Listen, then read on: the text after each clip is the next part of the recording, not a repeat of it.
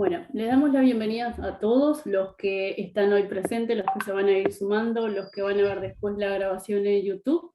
Y bueno, esta cordial bienvenida a los que son integrantes, los nuevos que se van sumando. Y más que nada hoy tenemos un invitado especial que es parte del equipo del SEAT, que es el licenciado en Ciencias Políticas, Ángel Horacio Molina, y va a estar dándonos un tema muy interesante que es justamente la actualidad de lo que pasa a nivel político, hablando de Yemen en esta oportunidad, que se habla justamente después de 9 años casi de conflicto, de un posible tratado de paz. Así que bueno, vamos a tener esta oportunidad y bueno, le doy paso a Ángel para que pueda disertar. Bienvenido. Muchísimas gracias, un gusto enorme estar acá, muchas gracias siempre por la generosidad al SEAT. La idea un poco es trabajar la situación de Yemen tratando de darle contexto al conflicto, ¿no? Una de las cosas que se han perdido en la cobertura del conflicto, no solo a nivel mediático, sino también en ciertos recortes académicos, tiene que ver con enmarcarlo en dos procesos que desconocen los antecedentes, ¿no? Enmarcarlo dentro de lo que sucede a partir de lo que se llamaron las primaveras árabes, o enmarcarlo a partir de la invasión de esta coalición en el 2015 en apoyo al gobierno de Al-Hadi, ¿no? La idea nuestra es hacer un poquito de historia con respecto a Yemen, ver que estamos frente también a situaciones que tienen que ver con la disputa por la legitimidad del poder político, y este es un proceso bastante más largo que las periodizaciones que a veces se proponen desde los medios y desde la academia. Nosotros vamos a hacer un intento inicial, por lo menos en esta primera parte, de romper con uno de los estereotipos más fuertes con respecto a lo que sucede con Yemen, y es esta idea de situarlo como una especie de conflicto periférico. Cuando nosotros pensamos en la cobertura que se dan a las situaciones de violencia o de cambio político, de resistencia política, en eso que se llama Medio Oriente, más precisamente Asia Occidental y Norte de África, vemos que Yemen ocupa una cobertura relativamente periférica frente a otros conflictos en la región, ¿no? Este mito, que algunos académicos lo nombran así, ¿no? El mito de la periferia, es uno de los problemas más grandes a la hora de situar la importancia de Yemen, no solamente en la región, sino en la historia del mundo árabe y el mundo islámico en particular. Nosotros tenemos que hacer un repaso muy general antes de llegar al Yemen contemporáneo, porque nosotros tenemos dos situaciones distintas en lo que históricamente fue Yemen del Norte y Yemen del Sur. Son procesos históricos diferentes, marcados por geografías distintas y procesos también de poblaciones con identidades culturales, étnicas y religiosas también diferentes. El sur de Yemen ha sido uno de los lugares más ricos de la península. Nosotros recordemos la denominación romana de la Arabia Feliz, era precisamente esta región de la península. Las características particulares de Yemen se han mantenido a lo largo de los siglos. Lo que se considera la represa más antigua del mundo precisamente estaba ubicada en la región de Yemen. Y Yemen en la actualidad también, en términos políticos, ha sido una excepción dentro de la península. Es la república, o las repúblicas en su momento, en un mar de monarquías árabes, ¿no? Esto, por supuesto, que genera toda una serie de situaciones que nosotros vamos a tratar de ir desarmando a lo largo del encuentro de hoy.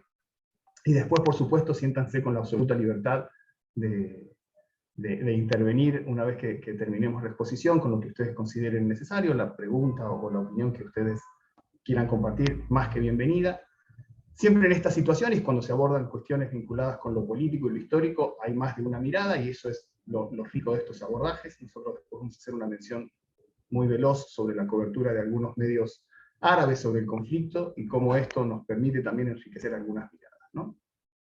Decíamos, nosotros tenemos en Yemen, vamos a compartir un mapa aquí con ustedes, para situarlo, siempre es crucial ubicarnos.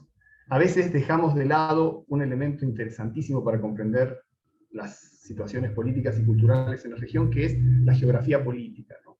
Les recomiendo, para aquellos que estén interesados en estas dinámicas, sobre las que no nos vamos a meter demasiado el día de hoy, que tienen que ver con la ubicación de las comunidades religiosas, de la ubicación de las minorías dentro del mundo islámico, un libro excelente de Javier de Plañol, que es un clásico que se llama Las Naciones del Profeta, Es un libro para que los que deseen indagar en la cuestión específica de la geografía política, sin duda es un libro imprescindible. Acá nosotros estamos compartiendo un mapa de la región, es un mapa que refuerza esta idea del espacio marginal, si se quiere, de Yemen, el escenario del Asia Occidental y norte de África.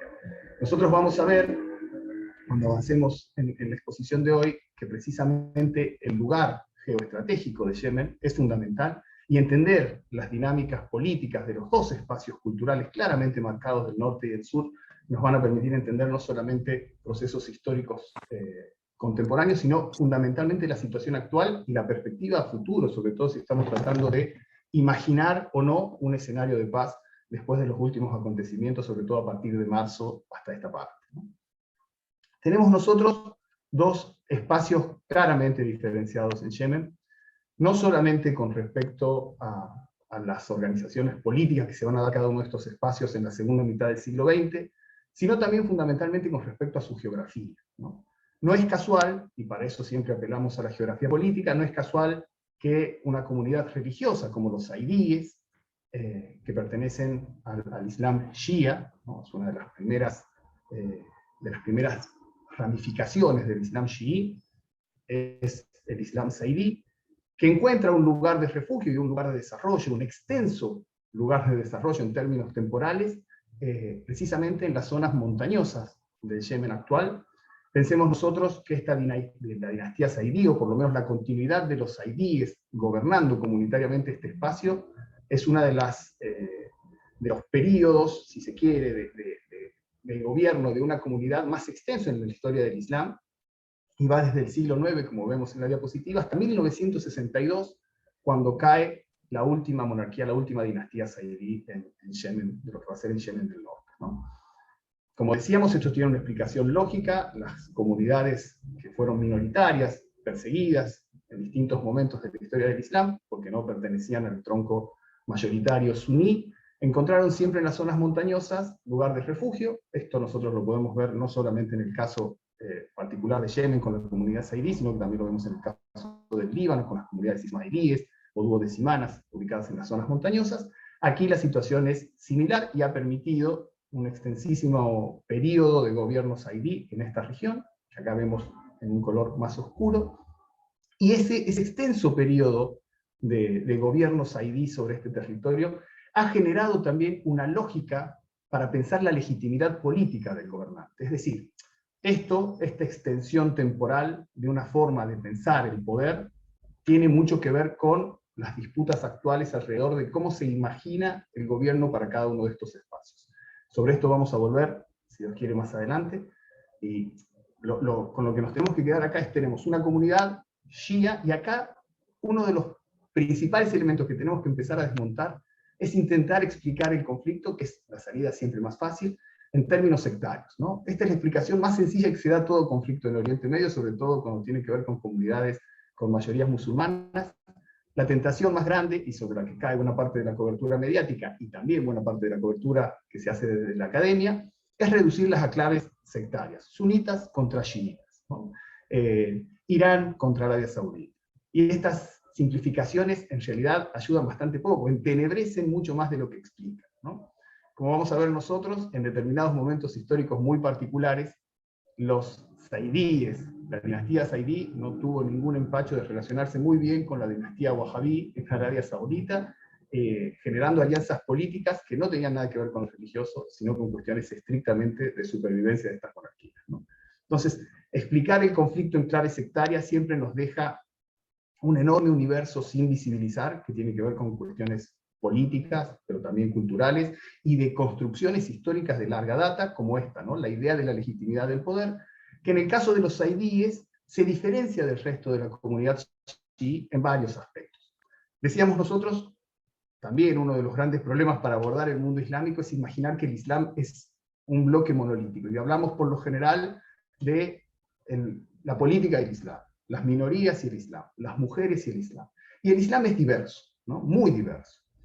Tan diverso es que dentro de una misma comunidad, dentro de una misma rama dentro del Islam, podemos encontrar opiniones absolutamente opuestas en la misma época y en el mismo lugar.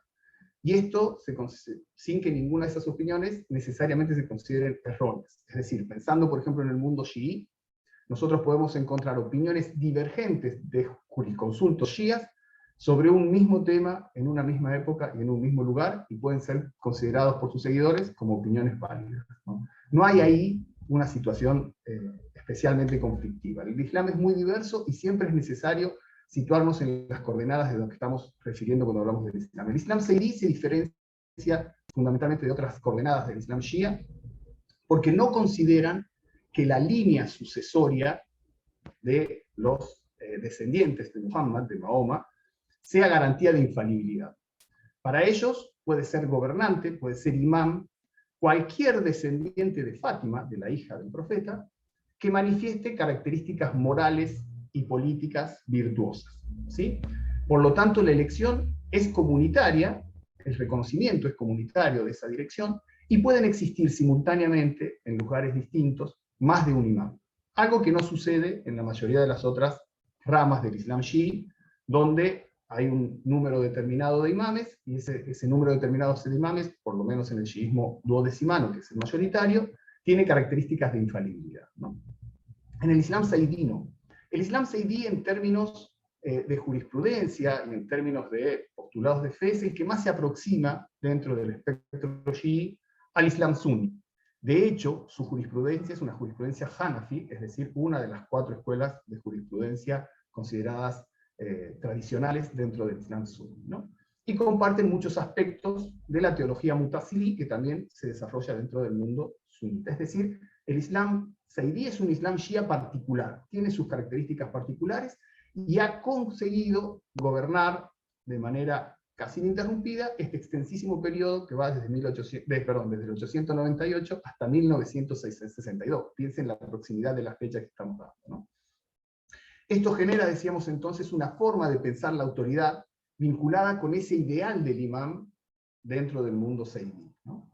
El gobernante, por lo tanto, tiene estas características, o ha tenido hasta 1962, pero eso ha forjado una identidad política muy fuerte que se mantiene, las características de un líder también religioso en clave moral y en clave espiritual. Este territorio tiene una marcada diferencia con respecto a los recursos que ha tenido, ya viniendo bastante más acá en el tiempo, ¿no? El norte es un espacio más densamente poblado que el sur. El sur controla, históricamente ha controlado, una zona estratégica que es el estrecho de Bab el-Mandeb. Nosotros vamos a volver sobre ese estrecho en un momentito nada más para ver la importancia de la región, para que nosotros entendamos la importancia de la región. Y por lo pronto nosotros tenemos que tener en cuenta que tenemos 2 espacios claramente identificables, el norte con su característica montañosa, con una población importante, de hecho la mayor parte de la población de Yemen se concentra en el norte, de características mayoritariamente saudíes, no excluyentemente saudíes, pero sí mayoritariamente saudíes. Se considera que el 50% de la población total de Yemen pertenece a esta escuela. Eso no explica necesariamente su posicionamiento político, como vamos a ver dentro de un ratito. En términos generales, podemos decir que el norte tiene una mayor población y el sur cuenta con mayores recursos petroleros. Eso va a explicar de alguna manera también a dónde intervino rápidamente las fuerzas de ocupación que vinieron a apoyar al Hadi en 2015, ¿no? Y las zonas que controla actualmente uno de esos importantes actores, además de Arabia Saudita, que es Emiratos Árabes. Decíamos nosotros, el lugar que ocupa Yemen en términos geoestratégicos y los recursos de Yemen hace que sea rápidamente un espacio deseable por las potencias, no solamente por el Imperio Otomano, que ya se había extendido hasta esta parte de la península y lo controlaba. Van a tener después una serie de acuerdos con los saidíes del norte, pero los ingleses en 1839 se van a instalar en Adén, ¿no?, que eventualmente va a ser la capital de Yemen del Sur, con la excusa de combatir la piratería, ¿no? Esto siempre ha sido un recurso en el discurso de intentar legitimar ciertas acciones de hecho. Fíjese que este mismo discurso de combatir la piratería ha servido para la intervención militar en esta misma zona del Cuerno de África, alrededor del conflicto que se desata en Somalia, ¿no? Uno de los recursos discursivos más utilizados para legitimar intervenciones internacionales en esta región en la última década ha sido recurrir a este peligro que significaba para el comercio los piratas, ¿no? Ya en el siglo XIX, principios del siglo XIX, nosotros teníamos este mismo discurso legitimando la intervención colonial. El paso de Bab el-Mandeb va a adquirir todavía mayor protagonismo cuando en 1869 se cree el Canal de Suez, y el rol estratégico del Canal de Suez, a veces, en esta segunda parte del siglo XX y principios del XXI, lo hemos olvidado hasta que en el 2021 un carguero, un portacontenedores, se bloquea por una mala maniobra, bloquea, y de golpe el mundo volvió a comprender la importancia de este paso, y en algunos casos la necesidad de generar rutas alternativas para el comercio que viene fundamentalmente de Asia, ¿no? Pero bueno, estamos viendo ya en el siglo XIX como algunas potencias, una potencia que empezaba a perfilarse como potencia menguante en la región, fundamentalmente el Imperio Otomano, empieza a establecer algunas relaciones diplomáticas para conceder mayor independencia, sobre todo a la región del norte, y el sur, que empieza a ser apetecido y ocupado en puntos importantes, sobre todo en las regiones portuarias, por las fuerzas británicas. Esto va a generar dos procesos distintos, porque el norte, a partir de una serie de acuerdos con la potencia otomana, va a adquirir una independencia de hecho, a partir de los tratados de Daan, con las autoridades otomanas. Esto le permite a la región saidí en 1911 establecer una independencia, mientras que en el sur esto no va a suceder, porque el sur va a quedar cada vez más bajo la influencia británica, y va a generar, como decíamos, dos procesos totalmente diferentes con respecto al desarrollo político posterior. Aquí la monarquía mutawakili, que es la última expresión de las dinastías saidíes en el Yemen del Norte, es la que se va a hacer con el control político de la región, y a partir de una serie de acuerdos con sus vecinos va a garantizar la seguridad de su territorio, y esto va a ser así, y va a mantener una especie de larga calma hasta 1962, donde van a ocurrir algunos hechos que vamos a trabajar en un ratito. La imagen que vemos en cuestión es el del penúltimo imán saidí gobernante, el penúltimo monarca, Ahmad ibn Yahya. Su hijo va a gobernar apenas unos meses en 1962, antes que la revolución de carácter panárabe y nacerista acabe con la monarquía. Y acá aparece uno de los elementos más interesantes para nosotros, para desmontar esta idea de que estamos frente a un conflicto de características religiosas que enfrenta a dos grandes ramas del Islam. Cuando nosotros vemos algunos periódicos y dicen, en realidad es un conflicto entre sunitas y chiitas que viene desde el siglo VII en adelante, a partir de la sucesión del profeta, uno dice, qué pena que se reduzca a estas coordenadas un conflicto con tantas aristas, ¿no? Aquí tenemos una foto muy interesante, precisamente del hijo, es decir, del último imán, de hecho, del último imán gobernante de los saidíes de Yemen del Norte, con los monarcas saudíes en una actividad donde estaban efectivamente uniendo fuerzas o cerrando una serie de acuerdos para combatir la revolución republicana que se estaba dando en Yemen del Norte. Es decir, cuando las monarquías lo necesitaron, más allá de que fueran sunnis o shias, más allá de que fueran saidíes o wahabíes, cerraron filas para enfrentarse como monarquías, y este es el elemento interesante, a un proyecto republicano que es el que venía de la mano de los defensores de un proyecto nacerista, que eventualmente van a acabar con la monarquía en Yemen, pero no van a acabar, y esto es lo interesante para nosotros, para comprender algunas dinámicas del conflicto actual, con la forma en la que se piensa la legitimación del poder político, ¿no? Esto es lo que vamos a trabajar más adelante. Este escenario, el de Yemen, ha sido un escenario especialmente complejo para Egipto. Egipto interviene directamente en el escenario yemení. Algunos han calificado a la situación en Yemen, a pesar de que consiguen derrocar a la monarquía, como el Vietnam o el Afganistán de Egipto. Este es un escenario, el de Yemen, que a veces se trabaja bastante poco, el escenario de 1962, pero muchos encuentran aquí, en la intervención egipcia en Yemen, algunos antecedentes de lo que va a ser la debacle del mundo árabe en términos militares en 1967, ¿no? Muchos van a considerar, algunos autores especialistas en el conflicto de 1967, consideran que la intervención egipcia en Yemen desprotege de alguna forma el Sinaí, y es lo que va a permitir un avance tan rápido en la guerra de lo que los israelíes llaman la Guerra de los 6 días, en 1967. Nuevamente aquí, Yemen tiene un lugar muy importante para comprender la dinámica de un conflicto del cual parece ajeno cuando lo abordamos sin entender este contexto general. Decíamos entonces pensando siempre en Yemen del Norte, tenemos un proceso político revolucionario que acaba con la monarquía y establece una república.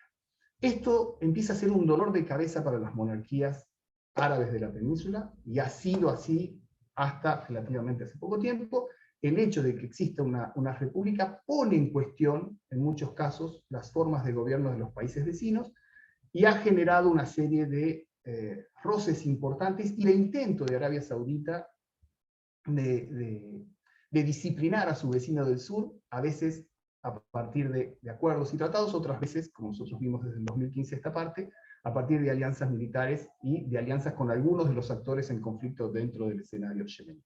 Arabia Saudita sin duda apoya al sector monárquico, y este conflicto Yemen se transforma, como puede parecer en la actualidad también, se transforma en un escenario donde dos países que disputan o disputaban en aquel momento hegemonía regional, como Arabia Saudita y Egipto, dirimen sus diferencias y sus áreas de influencia, ¿no? Obviamente ustedes, no nos vamos a meter nosotros ahí, saben que el mundo árabe islámico ha tenido dos proyectos que a veces confluyeron y otras veces se enfrentaron, el panarabismo por un lado, el panislamismo por el otro, y estos proyectos no necesariamente van de la mano, en muchos escenarios combatieron entre sí como modelos de unidad.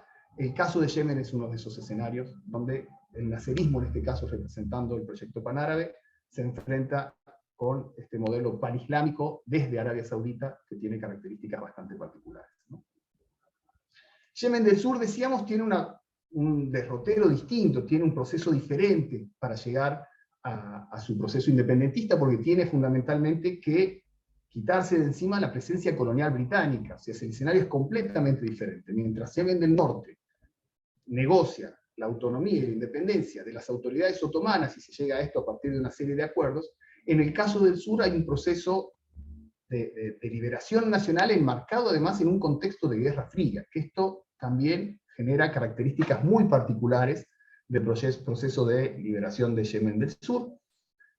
No es casual, precisamente en esta lógica de amigos y enemigos de la Guerra Fría, que el sistema que emerge de la expulsión colonial británica se alinee dentro del bloque de la Unión Soviética.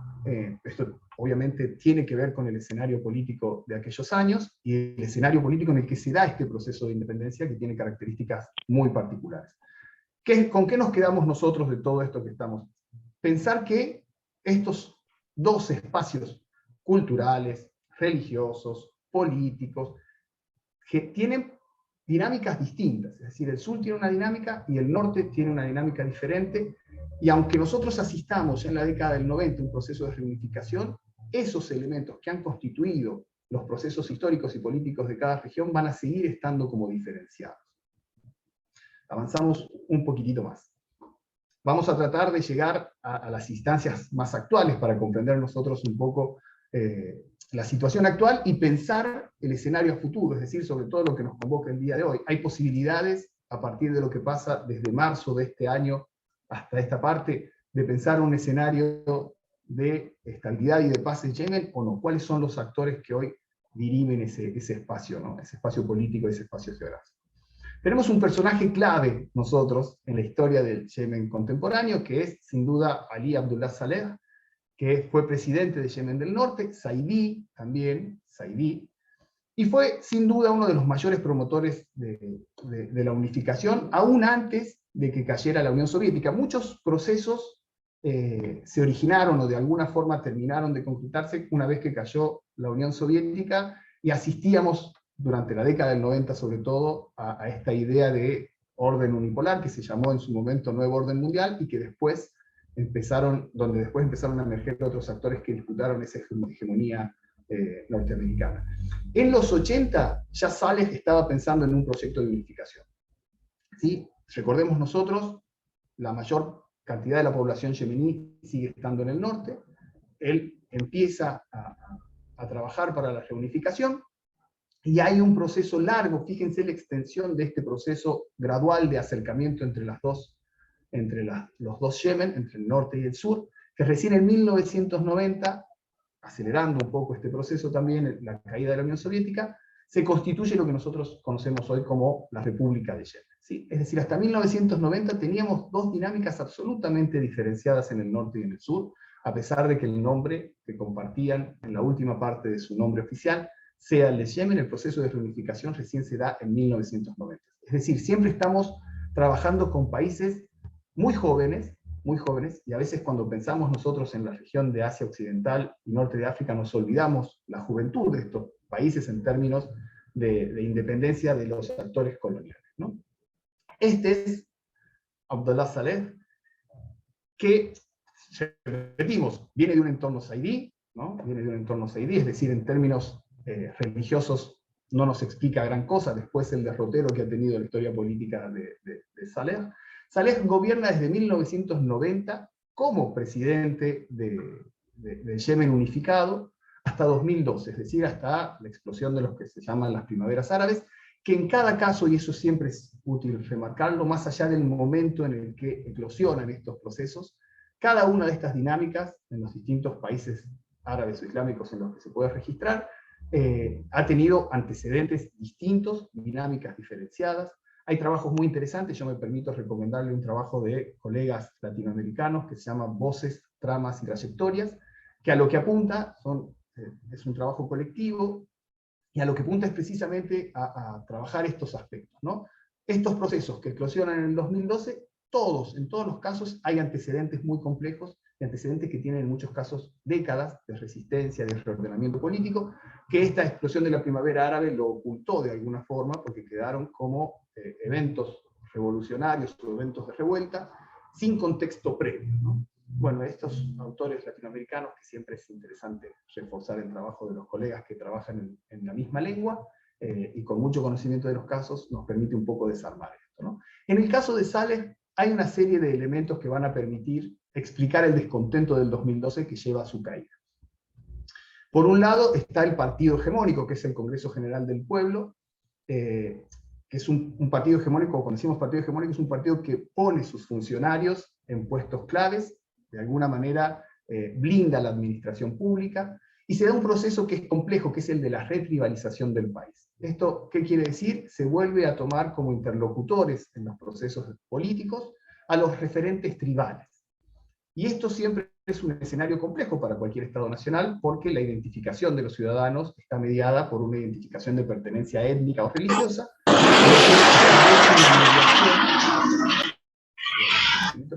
que establece una mediación compleja para construir dinámicas de participación democrática. Esto es un elemento que no solamente aparece en el caso yemení, ¿no? El sur, decíamos, tenía su propia dinámica, y el sur siente en algún momento una marginación en ciertas políticas adoptadas desde Saná. Saná, que es precisamente la capital de Yemen del Norte, se constituye en la capital de todo Yemen, y se produce un levantamiento separatista en el sur, ¿no? En 1994. Ahí Saleh busca aliados, por supuesto, ahí nosotros podemos encontrar algunos antecedentes de conflictos posteriores, y ¿en dónde va a buscar los aliados Saleh? En los aliados zaidíes del norte, y este es un elemento que nosotros no tenemos que dejar de mirar, en elementos salafis. Ustedes ya saben, no nos vamos a meter nosotros en este punto, porque sería volver sobre ciertas definiciones. El salafismo es una forma de entender el Islam que hace mención a un regreso, a una vuelta a un Islam primitivo, teóricamente más puro. Bajo el término de salafistas hay varios movimientos islámicos o líneas dentro del Islam fundamentalmente suní, que está caracterizado por una rigurosidad bastante acentuada con respecto a cómo se lee el Corán, cómo se interpretan algunos mandatos.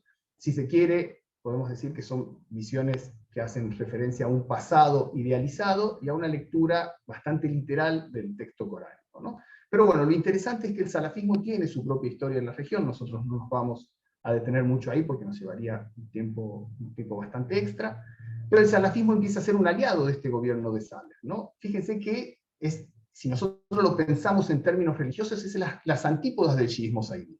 El salafismo está, en términos de lo que es el espectro de escuelas del Islam, en la otra punta, ¿no? En las antípodas.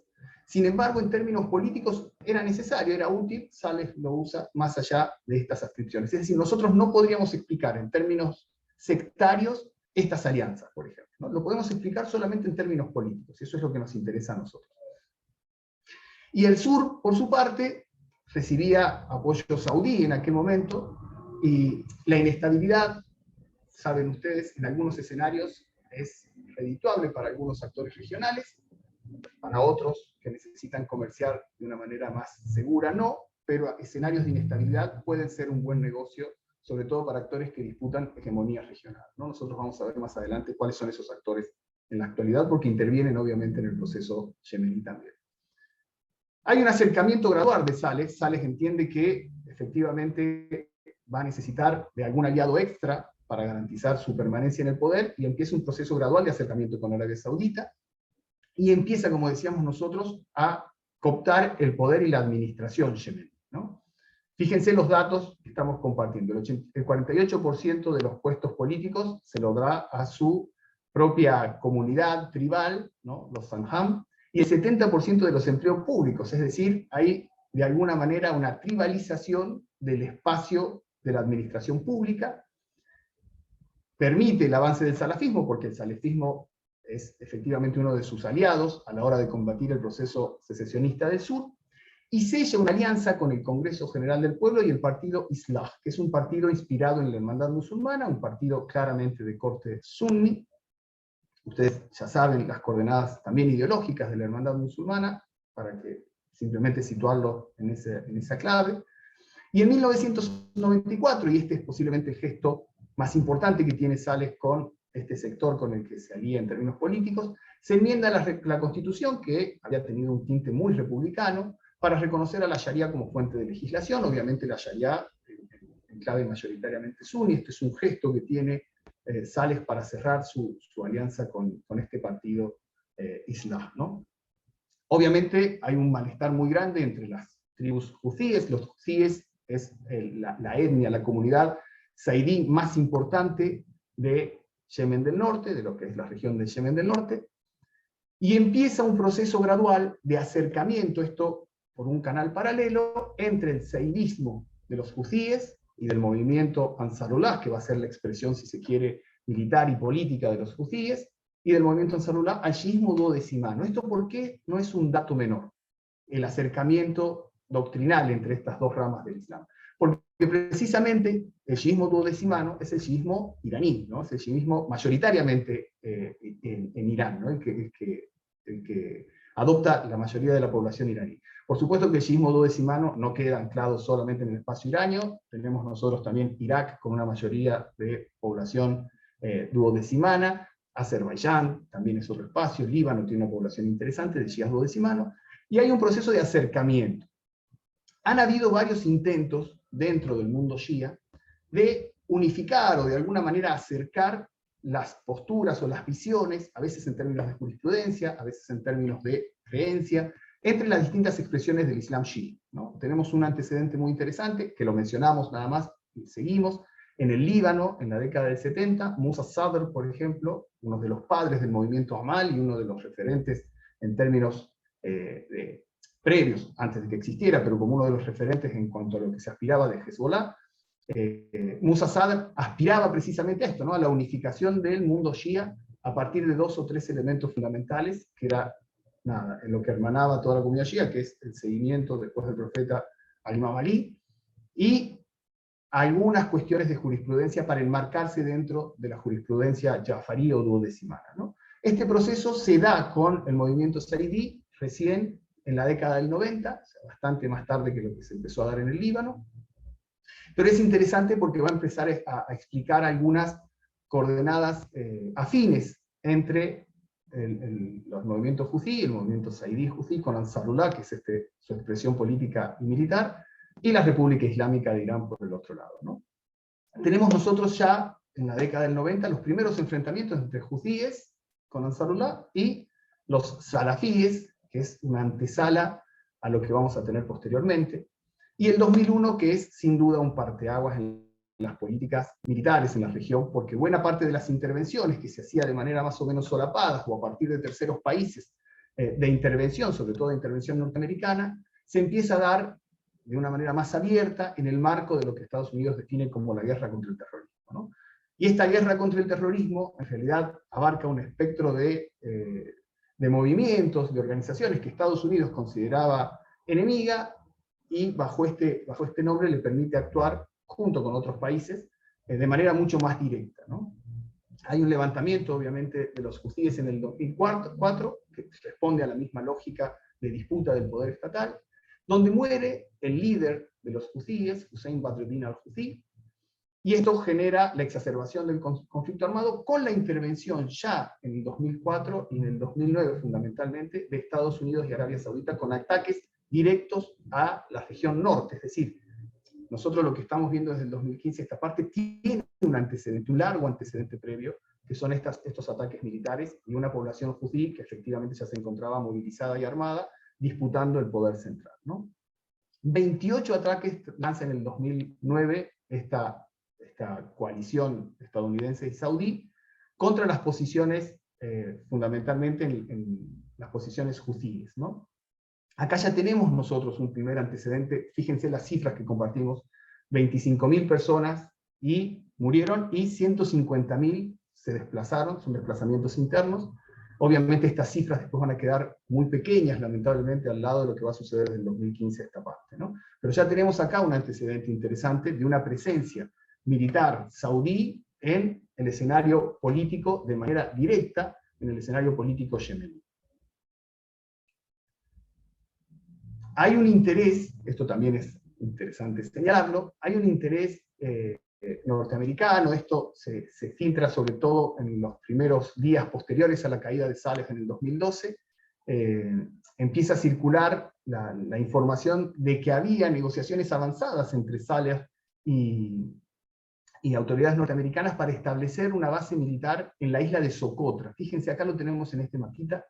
Socotra es esta islita que estamos ahí viendo en el costado derecho inferior del mapa. Es una isla sumamente importante porque controlar Socotra significa de alguna manera controlar el ingreso a lo que va a ser posteriormente el Golfo de Adén y por lo tanto el estrecho de Bab el-Mandeb. Este es uno de los elementos que genera indignación, más allá de otras cuestiones que tienen que ver con un orden estrictamente económico, que vamos a analizar también en un ratito. Pero bueno, se decía que tenía intenciones Estados Unidos de negociar con Saleh el uso preferencial de Socotra. Hoy, después lo vamos a comentar nuevamente, Socotra está en parte ocupada por las fuerzas de Emiratos Árabes, no está bajo control yemení, está bajo control de las fuerzas de Emiratos Árabes, así que lo que no consiguió en su momento Estados Unidos lo consigue por la vía militar, Emiratos Árabes interviniendo directamente en esta coalición desde que el 2015 invade el territorio yemení. Vamos a avanzar un poquito más. Este mapa me gusta mucho porque es un mapa que sitúa a Yemen en el lugar que tiene que tener a la hora de pensar el mapa de la región, ¿no? Fíjense lo que transita diariamente por este estrecho tan pequeñito que une a dos países de los cuales hablamos bastante poco, como en este caso de Yemen, que es lo que nos convoca. Pero del otro lado está Djibouti. Djibouti es un país que apenas se menciona, hay gente que no sabe ni siquiera que existe Djibouti, o que Djibouti es un país árabe, ¿no? Djibouti es un país que desde la ocupación francesa ha sido creado prácticamente para ser la base militar de Francia más importante en el continente africano. Hoy es base militar de más de una potencia, hasta China tiene bases en Djibouti. Djibouti vive de alguna manera, se sostiene en base a los recursos que obtiene por el uso de su territorio, pero entre Djibouti y Yemen tienen el control de este estrecho fundamental por donde pasan más de 4 millones de barriles de petróleo por día. A veces nos olvidamos de la importancia de estos espacios estratégicos hasta que un barco, como en el 2021, nos recuerda la importancia del tráfico marino, ¿no? Y sobre todo en cuestiones vinculadas con el petróleo. Tan importante y tan clave ha sido este estrecho que distintos actores en la región han generado proyectos precisamente para eludir este territorio o este espacio tan sensible. Fíjense los proyectos saudíes, este oleoducto que cruza todo el territorio saudí, desde las zonas más ricas, que es el Qatif. Qatif es toda la región que da en el Golfo, hasta el Mar Rojo, eludiendo precisamente pasar por Bab el-Mandeb para no quedar de alguna manera a merced del control de este espacio, ¿no? Esto es movimiento interesante. Arabia Saudita evita así pasar por el estrecho de Hormuz, uno de los que controla el estrecho de Hormuz junto con Omán es Irán, y evita así también pasar por Bab el-Mandeb, que es una zona históricamente inestable, si tenemos en cuenta que Yemen es un territorio en disputa, y Djibouti, el Cuerno de África, también es un territorio complejo, ¿no? Pero bueno, para que volvamos a poner a Yemen en el lugar que corresponde. En el 2011, decíamos, tenemos una serie de levantamientos. Estos levantamientos tienen que ver en parte con lo que veníamos viendo de los escenarios conflictivos tanto en el norte como las aspiraciones secesionistas del sur, pero hay una serie de medidas muy poco felices del gobierno con respecto a medidas económicas, ¿no? Ustedes saben, nuestros países lo saben mejor que nadie, ciertas políticas que a veces vienen impuestas desde el Fondo Monetario tienen que ver con la reducción de subsidios en muchos casos, y eso impacta fundamentalmente en la población. En el caso de Yemen esto fue uno de los elementos que generó mayor descontento en términos de malestar económico. Y hay un levantamiento que los hutíes de alguna manera encabezan. Acá es interesante, ¿no? Acá es interesante ver lo que pasa porque hay una población que participa pero no está organizada en términos políticos, es una población que no necesariamente está alineada con los hutíes o con Ansarullah, pero que no ocupan un rol protagónico en el escenario posterior precisamente por no estar organizada en términos políticos como sí estaba Ansarullah.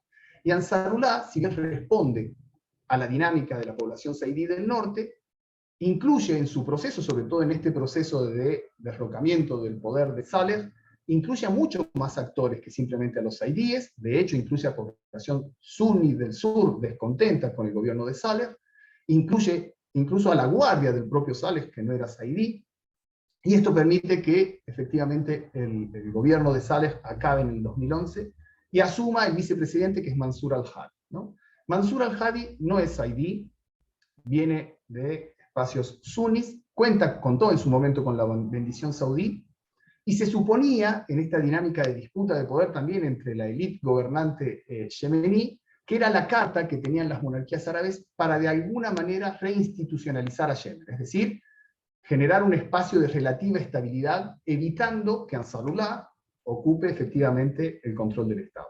Mansur al-Hadi llega a presidente, con el apoyo fundamentalmente del Consejo de Cooperación del Golfo y de Arabia Saudita, y empieza a generar una política, primero para legitimar su poder, que tiene que ver con procesos electorales, que impugnan, este es Mansur al-Hadi, que impugnan algunos actores, pero se da un proceso de marginación institucional de los hutíes, ¿sí? Esa marginación institucional de los hutíes obviamente no la van a tolerar, los hutíes además estaban organizados militar y políticamente, y efectivamente se levantan contra el poder de Mansur al-Hadi. Fíjense lo que son los escenarios políticos más diversos que pueden generar estas dinámicas, que el propio Saleh, que en su momento se había ido de Yemen y había sido recibido por las autoridades saudíes como gobernante en el exilio, posteriormente se alía con los hutíes para combatir a Mansur al-Hadi, ¿no? Fíjense lo complejo del escenario. Es decir, aquel que fue derrocado en el 2011 vuelve a unirse con parte de los que lo derrocaron en el 2011 para combatir a Mansur al-Hadi, que en ese momento ya tenía el visto bueno de las monarquías de la península.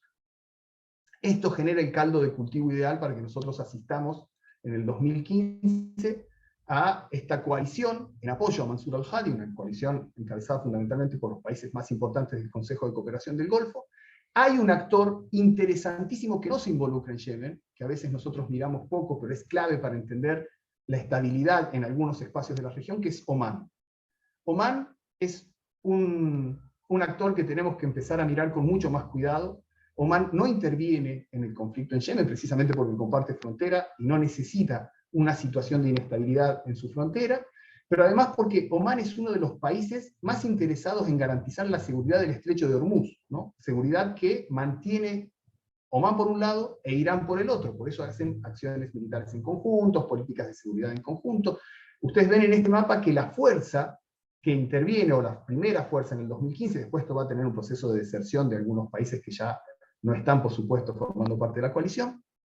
En esta primera fuerza del 2015 no estaba ya Omán, cauteloso y con una política muy interesante, una política exterior que hay que mirar con cuidado, porque Omán pertenece en términos religiosos, también esto es muy interesante, a una rama del Islam que no es ni sunita ni chiita, sino que son ibadíes, que vienen de una rama del Islam que se llaman harijíes, aquellos que se retiraron. La primera, si se quiere, escisión del mundo islámico es esta escisión harijí, y los ibadíes son una rama de esta escisión. Tienen una política muy propia, muy autónoma con respecto a su política exterior. Esta es la coalición que invade en apoyo a Mansur al-Hadi Yemen en el 2015, y se inicia un proceso de desgaste del país muy complejo, donde por supuesto hay otros actores interviniendo. No nos olvidemos nunca que tenemos al menos, sacando Israel, al menos en el mundo islámico, en la región, 3 países que disputan hegemonía regional: Turquía, Arabia Saudita e Irán. ¿Sí? Esos 3 países disputan hegemonías y las disputan en la zona, ¿no? Por lo tanto, buena parte de las alianzas, las disputas, los apoyos, los posicionamientos tienen que ver con esta disputa de hegemonía regional. Avanzamos un poquito más, no los quiero agotar. ¿Qué nos ha dejado el conflicto en estos larguísimos años de guerra? Pensemos nosotros que esto era un conflicto que estaba pensado desde las coordenadas saudíes para no más de unas pocas semanas. Hay una imagen muy interesante del actual heredero al trono, Salman ibn Muhammad. Este heredero al trono saudí, en aquel momento sigue siendo ministro de Defensa también, publicitaba esta fotografía, que era la fotografía donde lo mostraba interviniendo directamente en la dirección de los primeros días del conflicto. Imaginaba, y de hecho se proponía así a la prensa saudí, de que el conflicto iba a durar relativamente poco tiempo, teniendo en cuenta la magnitud de la coalición, ¿no? Eran 15 países organizados para llevar a cabo estas acciones militares. Obviamente después, lo que nos mostraron los años es que esto no iba a ser tan sencillo, y hay que entender que Arabia Saudita se sumerge en 2 escenarios complicados para su política exterior. Uno es el escenario sirio, donde ya estaba involucrado desde el 2012, y otro es el escenario yemení. Son 2 escenarios que, en caso de ser un fracaso de estas políticas de intervención solapada, podía costarle incluso la legitimidad a la dinastía gobernante, o por lo menos a la línea de sucesión que ya había generado un roce entre los posibles herederos. Recordemos que este no era el heredero imaginado, sino que se suponía que se tenía que seguir entre hermanos la línea sucesoria. Acá se rompe con esa lógica tradicional en la sucesión del poder saudí, y cae sobre un hijo, pero un hijo que iba a ser permanentemente foco de la vista de los otros sucesores, y los 2 escenarios a Arabia Saudita se le presentaron especialmente complejos. En Siria, efectivamente, no prosperó el apoyo que le dio Arabia Saudita a los sectores contrarios al gobierno sirio. Después de la intervención rusa, fundamentalmente, se empieza a descomponer ese escenario para Arabia Saudita y sus aliados, y en el caso de Yemen hay un empantanamiento muy complejo, donde posiblemente el actor que más beneficio saca de todo este escenario no sea Arabia Saudita, sino Emiratos Árabes, que Emiratos Árabes, al participar efectivamente, militarmente de la coalición, empieza a ganar territorios, ¿no? De hecho, decíamos nosotros, la isla de Socotra se termina convirtiendo en una base de Emiratos Árabes, pero Arabia Saudita queda fuertemente erosionada con respecto a la legitimidad y la extensión del conflicto, sobre todo teniendo en cuenta las consecuencias humanitarias, ¿no? Estos son algunos datos que sacamos de informes de Amnesty, informes de algunas organizaciones de la sociedad civil yemení. Actualmente se considera que entre el 80 y el 83% de la población yemení depende de la ayuda humanitaria internacional para sobrevivir, ¿no? Y los números son realmente espantosos. Fíjense los datos que ha dejado la guerra hasta hoy: más de 380.000 muertes. De estas 380.000 muertes, casi 90.000 son de niños, y 4.500.000 desplazados internos y hacia el exterior también. Recuerden también que fue un espacio, hasta las negociaciones relativamente recientes, hasta las treguas recientes, además bloqueado, cercado, es decir, que toda ayuda humanitaria pasaba por una serie de filtros que establecía la fuerza, la coalición militar, y llegamos nosotros hasta el bloqueo de uno de los puertos más importantes, que se ubica en Yemen del Norte, que los últimos acuerdos empiezan a destrabar. Pero el escenario humanitario es de las peores tragedias del siglo XXI, y esto también, por supuesto, en el ámbito internacional, ha erosionado la imagen de Arabia Saudita. Se abre un escenario completamente distinto a partir de lo que a buena parte del mundo sorprendió en marzo de este año, que fue un acuerdo marco, un acuerdo si se quiere, de restablecimiento de relaciones diplomáticas, pero bajo el paraguas de la diplomacia china, entre Irán y Arabia Saudita. Recordemos nosotros, eran dos actores que disputaban hegemonía, pero que además apoyaban en el conflicto en Yemen a dos bandos distintos. Claramente, la República Islámica apoyaba a Ansarullah y al movimiento Houthi, y claramente Arabia Saudita, involucrada en el conflicto, apoyaba al gobierno de Al-Hadi, ¿no? Muchos consideraron que a partir de este restablecimiento de las relaciones diplomáticas que se habían cortado en el 2016, se abrían posibilidades para rebajar las tensiones en muchos escenarios. Uno de esos es efectivamente Yemen. Unos entienden, hay quienes entienden, académicos que entienden, que efectivamente lo que estamos viviendo ahora, que es una instancia posible de diálogo y posiblemente de acuerdo de paz, se puede explicar a partir de este antecedente reciente, inmediato, del acercamiento entre Irán y Arabia Saudita, que además se comprometen a rebajar la tensión de la región. Eso es muy interesante porque implica no solamente Yemen, sino otros escenarios regionales donde se enfrentan en términos de disputa de hegemonía política y a veces de hegemonía militar, como es Irak, pero también como es Líbano en términos políticos, y creo que esto genera un reposicionamiento político interesante para toda la región. Otros van a decir que no, que la dinámica de Yemen es tan absolutamente particular que por más que estos escenarios puedan favorecer algunas cuestiones, si nosotros no resolvemos la disputa de fondo, que tiene que ver con el ordenamiento político de Yemen, con el sistema que Yemen podría llegar a adoptar, y con las participaciones políticas de los distintos actores actuales en el escenario yemení, esto puede llegar a ser una tregua más o menos extensa, pero posiblemente no se concrete en un escenario específico de un acuerdo de paz. Veamos cómo está hoy repartido Yemen. Recordemos que en algún momento del conflicto hasta Al-Qaeda controlaba una parte del territorio yemení, sobre todo la región central. Hoy el espacio yemení, este es un mapa muy reciente del 14 de abril, está bajo estos controles, ¿no? El territorio yemení, como ven, ahí en un 55% lo controla las fuerzas leales a Mansur al-Hadi, quiere decir leales, y quiere decir también las fuerzas de ocupación encabezadas por Arabia Saudita, pero también hay un porcentaje controlado por las fuerzas de ocupación lideradas por Emiratos Árabes, en coordinación con las fuerzas secesionistas del sur, controlan un 20% del territorio, esto lo ven en un color naranjita, y en verde el territorio que históricamente ha sido el territorio fuerte de la población saidí, y lo que ha sido el corazón de Yemen del Norte, que está alrededor fundamentalmente de Sanaa, de la capital. Este territorio, estrictamente bajo control saidí, poco se ha visto modificado a lo largo de estos años. Este es posiblemente el escenario más duro para Arabia Saudita, porque el núcleo duro del proyecto político saidí sigue intacto después de todos estos años de guerra. Quiere decir que los reclamos, las demandas de los saidíes de ninguna manera quedan fuera del próximo escenario de negociaciones. Tal es así que en la última semana Arabia Saudita, en instancias anteriores, había promovido algunas instancias de diálogo que no incluían a los hutíes, o que los incluían, los invitaban, pero a territorio saudí. Es decir, las instancias de negociación se hacían en territorio saudí. Los hutíes decían, no podemos ir a sentarnos a negociar en un espacio que es enemigo, o sea, no tenemos ninguna garantía que no suceda nada. Y estas últimas 2 semanas hemos visto delegaciones saudíes llegando a territorio hutí para establecer diálogos directos entre las autoridades saudíes por un lado y los hutíes por el otro. Esto y el intercambio de prisioneros, el más importante desde que empezó la guerra, y la liberación de los puertos, más el restablecimiento de los vuelos comerciales, es lo que permite aventurar un escenario promisorio. ¿Qué nos permite poner un poco de pesimismo al escenario, o por lo menos nos obliga a cierta mesura?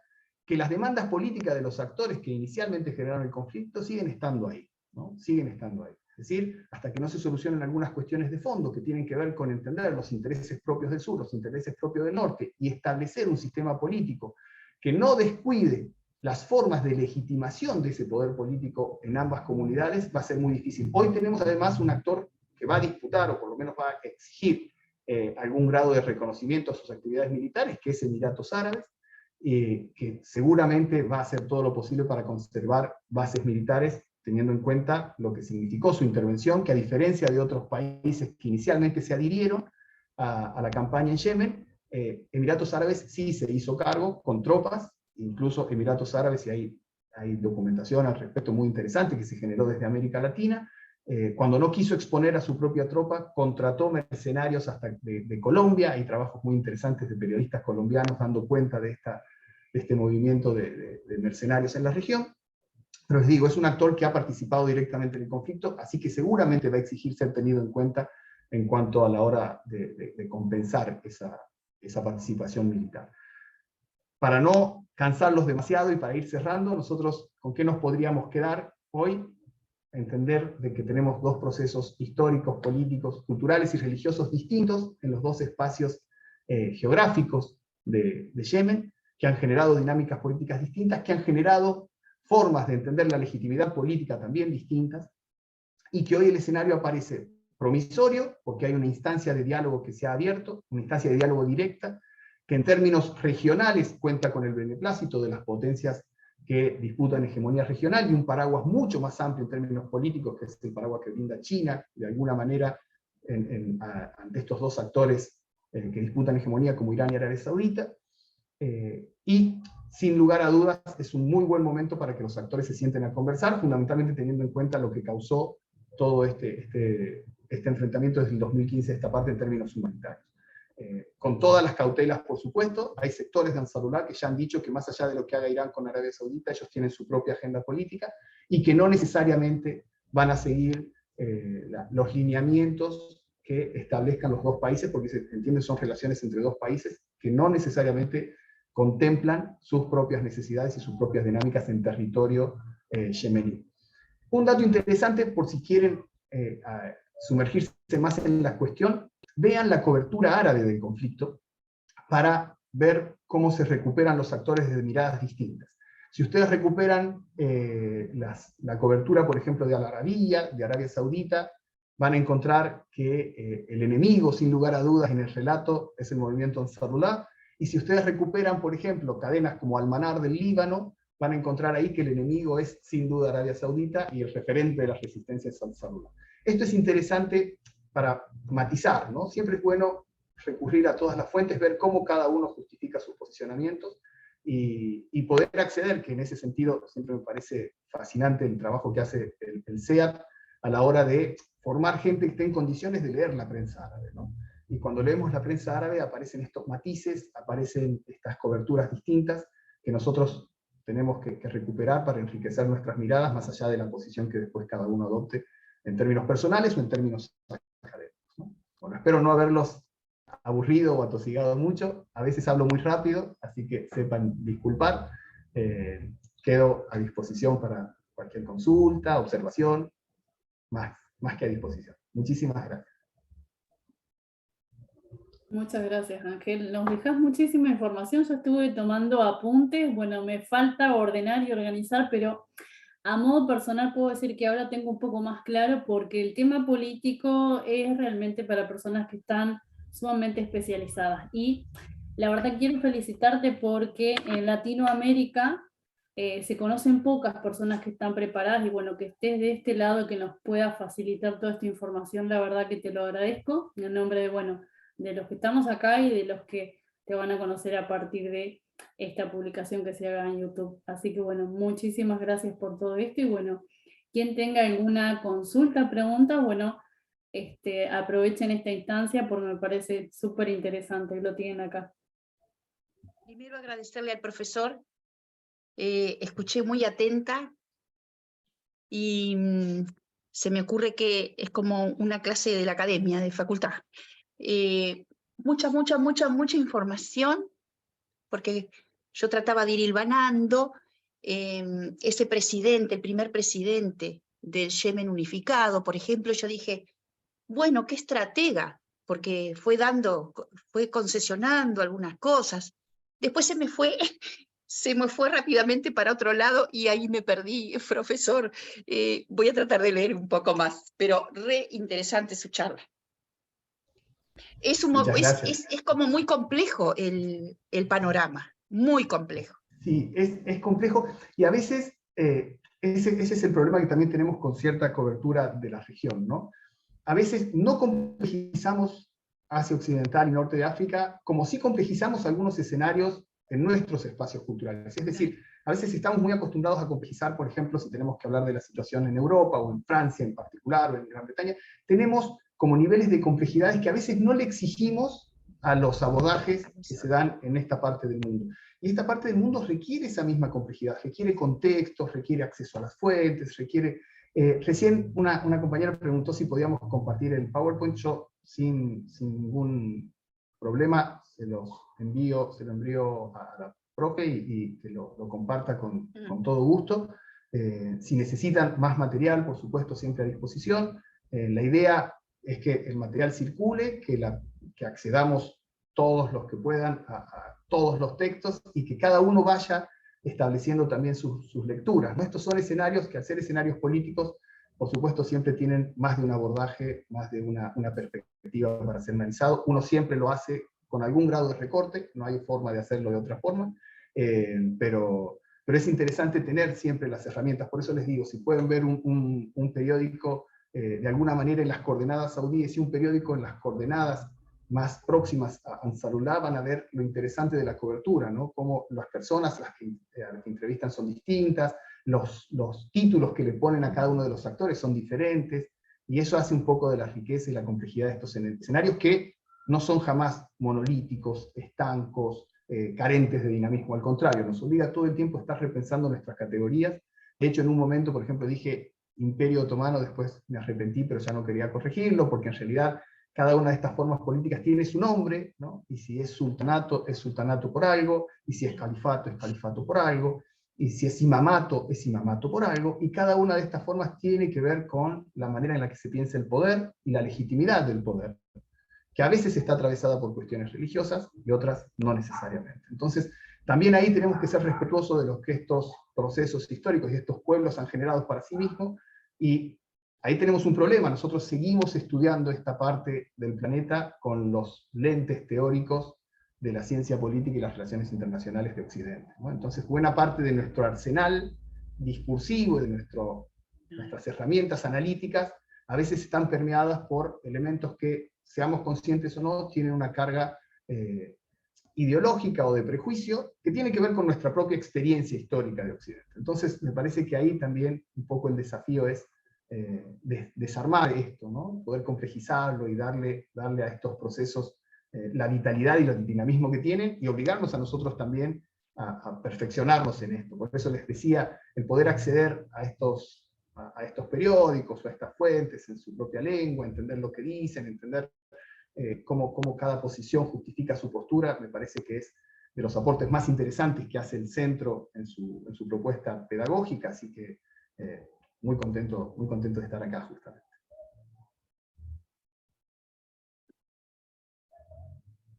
Había levantado la mano, Ángel. Bueno, espectacular. Como siempre, escucharte hablar me encanta, ya te lo dije. Así que no me quería perder esto, porque la verdad que soy totalmente ignorante. O sea, soy el típico ejemplo de la persona que va tomando titulares de las noticias de todos lados, totalmente sesgadas, incompletas. Entonces, bueno, no me lo quería perder. Así que ahora me voy con un montón de información para seguir investigando y para seguir aprendiendo. Y bueno, me queda primero, que creo que es lo que nos pasa a todos, tristísima la situación humanitaria, eso sí hemos visto mucho, porque en realidad eso también vende mucho a nivel noticia todo lo que es todas estas cuestiones de los refugiados y demás, y de todo, bueno, el desastre que sucedió en Yemen, como pasó en Siria, como, bueno, estuvo pasando, eso me parece horrible y tristísimo.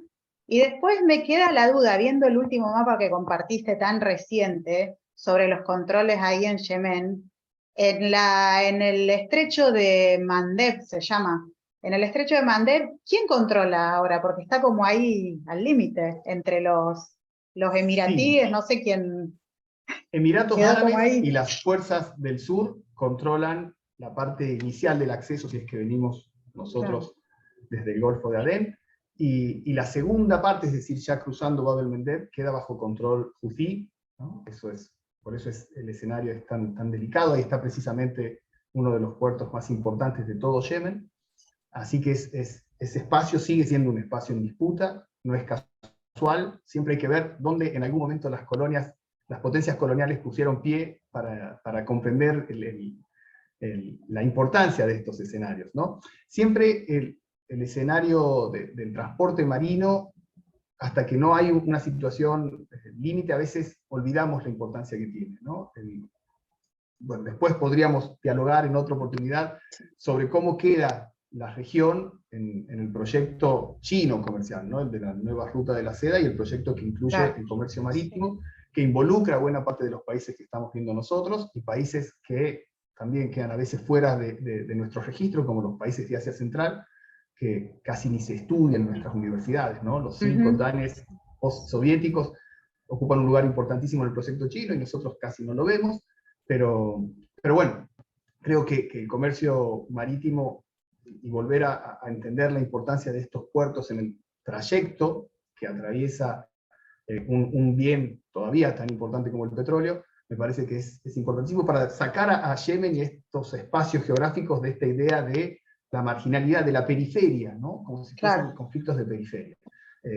Nosotros deberíamos estar pensando casi cotidianamente qué pasa con Somalia, por ejemplo, qué pasa con Djibouti, qué pasa con Eritrea, que son países del Cuerno de África y de esta costa tan importante, y parece que son apenas escenarios muy, muy marginales en la cobertura internacional, que vuelve a cobrar relevancia cuando vemos los números, ¿no? ¿Qué pasa por acá? ¿Qué pasa frente a esas costas? ¿Dónde están las bases militares más importantes de algunas potencias europeas y asiáticas en África? La importancia del Sahel, por ejemplo, todo eso apenas lo vemos y aparecen como escenarios periféricos, son escenarios centrales. Un poco la idea, y lo conversábamos antes con Tami antes de empezar la actividad de hoy, un poco la idea también era devolver el lugar central que ha tenido en la historia del mundo árabe Yemen, y en términos geopolíticos, el lugar que sigue teniendo central, ¿no? A veces nos olvidamos de esto, también lo comentábamos muy al pasar, pero Yemen tiene hasta un lugar importante en la escatología musulmana, ¿no? En los eventos que los musulmanes esperan sucedan hacia el fin de los tiempos, hasta en esos lugares aparece un rol protagónico de Yemen, así que para nada es un país periférico en el mundo árabe, es un país importantísimo histórica, culturalmente y en términos religiosos también. El aporte de los aidíes para pensar las formas de expresión del Islam es también un elemento crucial, ¿no? Gracias. Buenas noches, Ángel. Felicitarte por esta interesante conversación, y pues tú muy sabio del tema. Nos dejas algunas dudas e interés por adentrarnos más en el conflicto. Una pregunta: ¿consideras tú que los principales actores internacionales en este conflicto sean Arabia Saudita e Irán?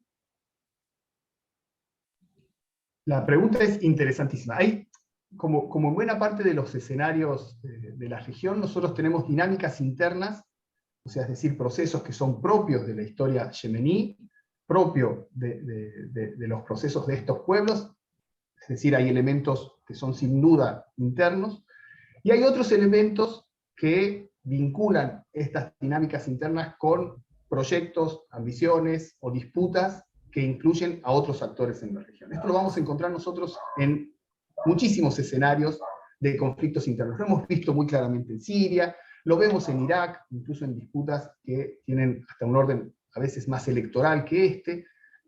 Lo vemos a veces también en el escenario kurdo, ¿no? O sea, la acción de distintos actores regionales. Nosotros, los que ya tenemos alguna edad, recordamos la década del 80, por ejemplo, el conflicto entre Irak e Irán, y cómo cada una de las partes apoyaba a los kurdos de la otra parte para generar inestabilidad en los distintos frentes, más allá de que la dinámica kurda tenía su propia particularidades. En este caso es igual. Nosotros tenemos ciertos elementos que son propios del proceso político histórico de estos dos grandes espacios en Yemen, el norte y el sur, y después tenemos dos potencias que disputan hegemonía, que han efectivamente apoyado a actores distintos en este escenario, y que efectivamente no es simplemente una declaración formal de adhesión o de solidaridad con algún movimiento, sino que es una participación, ¿no? Es una participación efectiva en este conflicto, en estos escenarios que a veces se llaman como como guerras por delegación, o proxy le dicen en algunos textos, es decir, donde los actores que disputan hegemonía global apoyan a una de las partes, no se enfrentan directamente, sino a partir de actores internos, y esto se da sin duda en este escenario. Por eso buena parte de los analistas entienden que este acercamiento, sobre todo a fines de marzo, a partir del paraguas chino, entre Arabia Saudita e Irán, es el que permite imaginar un escenario, si se quiere, más promisorio para el acuerdo de paz en Yemen, ¿no? Es decir, habiendo llegado a un acuerdo entre los dos países que claramente decidieron a quién apoyar en el conflicto, y comprometiéndolos en un proceso gradual de acercamiento entre las partes, porque en realidad son dos partes que, es decir, estos dos actores, Irán y Arabia Saudita, acompañan también en términos militares, de aprovisionamiento, de asistencia militar, de asistencia en inteligencia, ¿no? Entonces, en logística.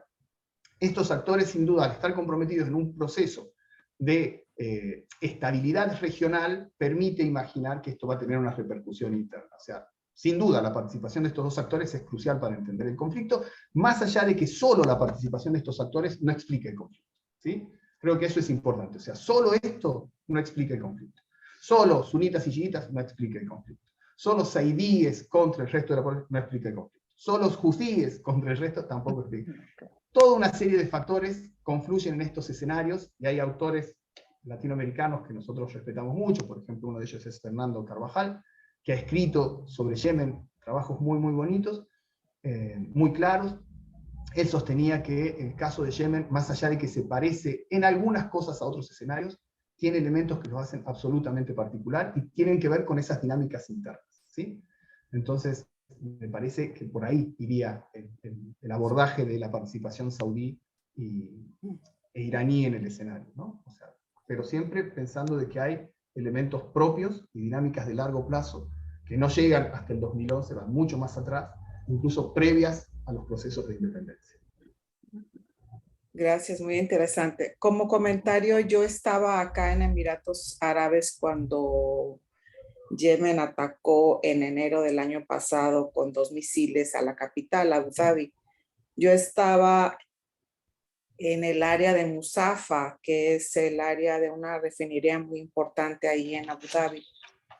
Y me tocó ver los misiles que surcaron el cielo. Afortunadamente, digo, yo estaba retirada de la explosión, pero sí fue una cosa muy,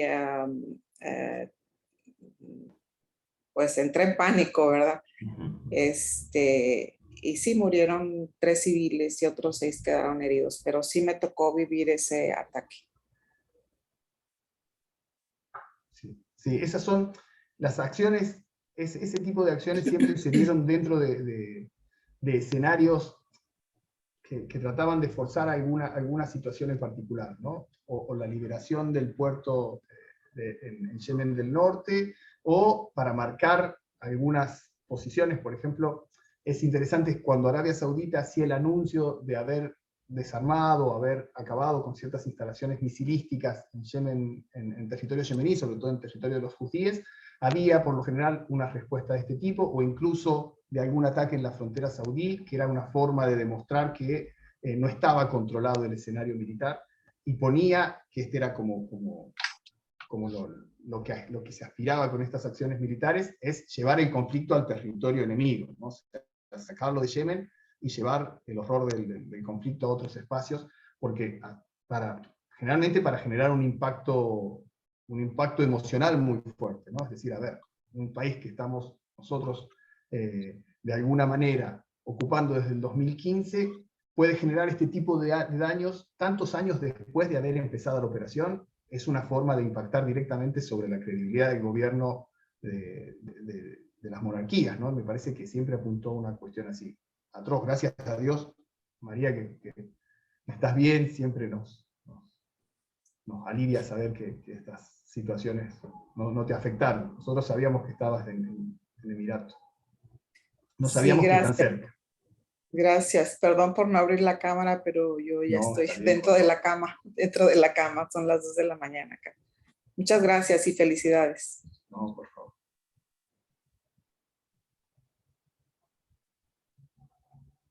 Bueno, alguien más que tenga un comentario, una pregunta, así vamos cerrando.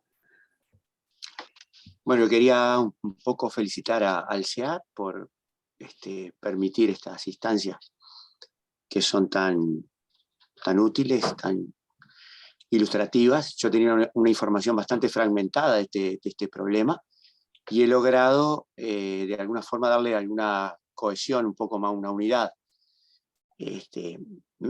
Así que agradezco a Ángel su exposición y me dejaría una pregunta, un interrogante, que no se ha mencionado en toda la exposición. ¿Qué rol cumple otro actor importante en el sector del mundo, que es el Estado de Israel? Si no la cumple directamente, si la cumple a través de algún otro actor de primera línea. Me queda ese interrogante, no sé si hay alguna información con respecto a eso. Muchas gracias. Muchísimas gracias, Gustavo. Siempre depende en estos casos de dónde venga la información, ¿no? Las fuerzas más vinculadas, los sectores más vinculados con los hutíes, han hablado de intervenciones, por lo menos en términos de logística, de intervenciones israelíes apoyando a la coalición saudí. Desde un primer momento, algunos incluso dicen que esta colaboración con Arabia Saudita en territorio yemení se lleva a cabo desde mediados del 2000 en adelante. Hay informes desde este sector que dicen que Israel y Estados Unidos han estado permanentemente acompañando a la coalición en términos logísticos y en términos de inteligencia. Los saudíes nunca aceptaron, por supuesto, esto, porque además pondría en cuestión o podría deslegitimar la empresa militar en territorio yemení, generaría un malestar. Ustedes saben que más allá de estos procesos de normalización, entre comillas, que establecen algunas monarquías árabes, las encuestas en las poblaciones árabes siguen considerando a la cuestión palestina como la cuestión más importante del mundo árabe en términos políticos. Por lo tanto, todos los actores políticos, sobre todo los gobernantes, son muy cautos a la hora de explicitar o no el grado de participación de Israel en algunos procesos. Ustedes saben, por ejemplo, no porque lo digamos nosotros acá, sino porque hay trabajos desde la década del 60 franceses que dan cuenta, por ejemplo, del trabajo conjunto que hacen servicios de inteligencia, por ejemplo, marroquíes con israelíes, a pesar de que en términos formales habían estado declamativamente en dos lugares distintos, ¿no? Entonces los gobiernos árabes son bastante cautos al admitir el asesoramiento militar, o al admitir el asesoramiento logístico, o el asesoramiento en términos de servicios de inteligencia de Israel, precisamente para no minar cierta base de legitimidad popular. De todas formas, Arabia Saudita ha sido como, si se quiere, de estos actores regionales, el que en ciertas circunstancias no ha tenido ningún empacho en decir que permitiría, por ejemplo, el paso de aviones militares en caso de que tuviesen que atacar a Irán, un paso de aviones militares por su territorio. Así que tampoco es que Arabia Saudita se cuida tanto en ese sentido, porque incluso, ya después lo podemos trabajar en otra oportunidad, en términos religiosos también, los referentes saudíes han manifestado su venia, si se quiere, al establecimiento de relaciones diplomáticas con el Estado de Israel. Pero los informes que dan, sobre todo las organizaciones civiles vinculadas con Ansarullah o contrarias a la invasión saudí, han dado cuenta desde un primer momento de por lo menos el asesoramiento en términos logísticos y en inteligencia de Israel, ¿no? Además de Estados Unidos. Pero, por eso les digo, las monarquías árabes han tenido históricamente, más allá de los posicionamientos públicos con respecto a la causa palestina, han tenido en términos de cooperación, sobre todo en inteligencia, una larga historia con Israel, a veces para solucionar cuestiones internas. Esto lo vimos nosotros en el caso de Marruecos, por ejemplo, el famosísimo caso de Embarca, que no lo vamos a mencionar acá, pero es un dirigente que secuestran en Francia con el apoyo de los servicios de inteligencia de 3 países. Es decir, hay relaciones que no se explicitan por cuestiones políticas, pero que existen desde hace muchísimas décadas, mucho antes de estos acuerdos de Abraham, que en los últimos años ha puesto de alguna manera a la luz relaciones que ya existían, ¿no? Pero en el caso de Yemen en particular, siempre se ha hablado, incluso algunas fuentes no necesariamente hutíes, de esta colaboración en términos de logística y de inteligencia con la fuerza de coalición saudí. Muchas gracias.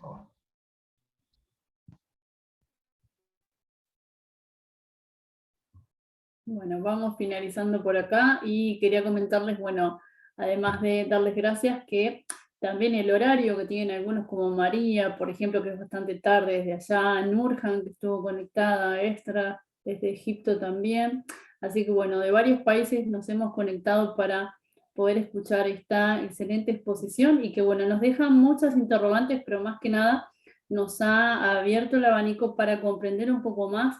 Y este punto tan importante que creo que fue el título más que nada para convocar esta excelente conferencia, que todos queremos la paz en Yemen, queremos que termine ese conflicto y que por lo menos ya tenemos un abanico de esperanza en cuanto a estas negociaciones, que se pongan de acuerdo, que se organice un poco ese gobierno, como para ir dando el cese, que es lo que todos esperamos, al igual que bueno, en Palestina y en otros países del mundo que tienen conflicto.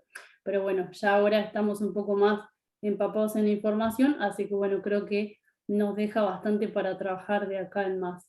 Y ya comentarles que bueno, Ángel, como integrante también del SEAT, vamos a estar atentos a todos estos conflictos, o sea, tanto para las noticias positivas o negativas, y él va a estar informándonos. Depende también, bueno, de su tiempo, de su amabilidad, para que pueda estar poniéndonos al día, porque en Latinoamérica, como bien comentaron, tenemos que recibimos la información por ciertos medios que a veces puede estar manipulada, y nosotros lo que hacemos justamente es ir y buscar la información en los periódicos o periodistas árabes, directamente ir a la fuente. Y eso es lo que hace Ángel con su trabajo desde la política. Así que bueno, que estén atentos y bueno, les estaremos avisando a todos. Bueno, muchas gracias a todos, muchas gracias Ángel, y un abrazo y que tengan buenas noches.